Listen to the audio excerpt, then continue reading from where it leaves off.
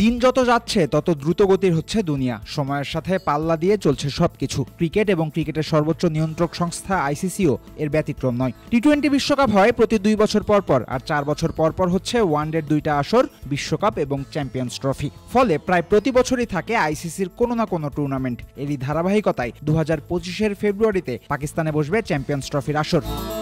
অনেক কষ্টের পর চ্যাম্পিয়ন্স ট্রফি খেলার টিকিট পেয়েছে বাংলাদেশ দল। কষ্টে অর্জিত এই অধিকার নিয়ে বাংলাদেশি সমর্থকেরাও আশাবাদী, কেননা চ্যাম্পিয়ন্স ট্রফি হবে ওয়ানডে ফরম্যাটে। এই ফরম্যাটে ভালো খেলে টাইগাররা, আবার খেলাও হবে উপমহাদেশে। কিন্তু সমর্থকদের অতি আশাবাদী হওয়া বুঝি উচিত হবে না চ্যাম্পিয়ন্স ট্রফি নিয়ে, কেননা গুরুত্বপূর্ণ এই টুর্নামেন্টের আগে প্র্যাকটিসের খুব বেশি সুযোগই পাবে না বাংলাদেশ ক্রিকেট দল। বিশ্বের সেরা 8 ওয়ানডে দলকে নিয়ে অনুষ্ঠিত হয় ওয়ানডে ফরম্যাটে চ্যাম্পিয়ন্স ট্রফি। অথচ এই টুর্নামেন্টে খেলতে যাওয়ার আগে বাংলাদেশ খেলবে 8টা টেস্ট, 6টা টি-20। একমাত্র ওয়ালটন এসি দিচ্ছে 1 বছরের রিপ্লেসমেন্ট গ্যারান্টি এবং কম্প্রেসারের 10 বছরের গ্যারান্টি এবং মাত্র 3টা ওয়ানডে ম্যাচ। আশঙ্কার বিষয় হলো বিসিবি চাইলেও হয়তো এই সময়ের মধ্যে আরও বেশি ওয়ানডে ম্যাচ আয়োজন করতে পারবে না।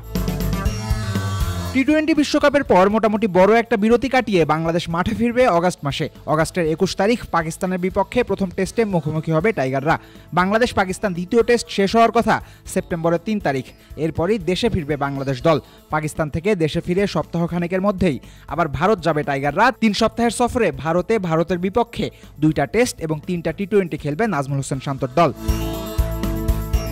অক্টোবরের 13-14 তারিখের দিকে ভারত থেকে দেশে ফিরবে বাংলাদেশ। ওয়েস্ট ইন্ডিজের বিপক্ষে ক্যারিবিয়ান দ্বীপপুঞ্জে টাইগারদের সিরিজ শুরু হবে নভেম্বরের 22 তারিখ, অর্থাৎ অক্টোবর-নভেম্বরে প্রায় 1 মাস ক্রিকেটাররা থাকবে দেশেই। কিন্তু তখনও কোনো ওয়ানডে ম্যাচ আয়োজনের সুযোগ নাই, কেননা মাঝের এই 1 মাসের ফাঁকা সময়ে সাউথ আফ্রিকা আসবে বাংলাদেশে। বিশ্ব টেস্ট চ্যাম্পিয়নশিপের 2টা টেস্ট ম্যাচ খেলবে প্রোটিয়ারা। চ্যাম্পিয়ন্স ট্রফির আগে বাংলাদেশ একমাত্র ওয়ানডে সিরিজটা খেলবে ওয়েস্ট ইন্ডিজে। ক্যারিবিয়ানদের বিপক্ষে টাইগারদের আছে একটা 3 ম্যাচের ওয়ানডে সিরিজ। ওই সফরে 3টা টি-20 আর 2টা টেস্টও খেলবে টাইগাররা। 3 ফরম্যাটের লম্বা এই সফর চলবে প্রায় 1 মাস। এরপর ডিসেম্বরের 3য় সপ্তাহে দেশে ফিরবে শান্তরা। এরপর সরাসরি ফেব্রুয়ারির চ্যাম্পিয়ন্স ট্রফি দিয়েই আবার মাঠে নামবে টাইগাররা। আর জানুয়ারির শুরু থেকেই শুরু হবে বিপিএল, অর্থাৎ সাদা বলের খেলার মধ্যেই থাকবে ক্রিকেটাররা, কিন্তু ওয়ানডেটা খেলা হবে না তেমন একটা। প্রশ্ন আসতে পারে চ্যাম্পিয়ন্স ট্রফির আগে এমন সূচি কেন, কিংবা অন্য ফরম্যাটের খেলা কমিয়ে ওয়ানডে বাড়ানো যায় কিনা। এমন প্রশ্নের উত্তরেও খুব একটা ভালো কিছু শোনানোর উপায় নাই, কেননা এই সময়টায় বেশিরভাগ টেস্ট ম্যাচ খেলবে টাইগাররা এবং এই 8টা টেস্টই বিশ্ব টেস্ট চ্যাম্পিয়নশিপের অংশ বিধায় এসব পরিবর্তন করার কোনো উপায় নাই। ফিউচার ট্যুর প্রোগ্রাম বা এফটিপি ঠিক করে দেয় আইসিসি।